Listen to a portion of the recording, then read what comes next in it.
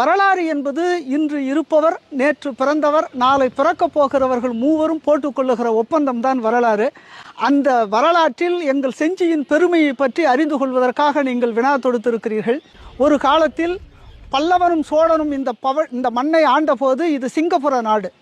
நாம் நின்று கொண்டிருக்கிற இந்த கோட்டை ஆதியில் நாங்கள் இதை கமலகிரி என்று நாங்கள் குலதெய்வமாக போற்றி வணங்குகிற கமலக்கன்னி அம்மனுடைய பெயரால் கமலகிரி என்று அழைத்து அந்த தேவதையை செஞ்சி மக்கள் இந்த கோட்டையினுடைய உச்சியிலே வைத்து வணங்கினோம்.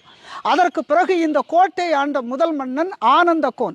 ஆனந்தகோன் அரசாட்சி செய்த போது இந்த கோட்டைக்கு ஆனந்தகிரி என்று பெயர் வைத்து நாங்கள் இந்த மண்ணை ஆண்டோம். அதற்கு பிறகு நாயக்க மன்னர்களினுடைய ஆட்சி காலத்தில் நாம் பார்த்து கொண்டிருக்கிற இந்த கோட்டை கிருஷ்ணப்ப நாயக்கருடைய ஆட்சி காலத்தில் இது கிருஷ்ணகிரி என்று பெயரை பெற்றது.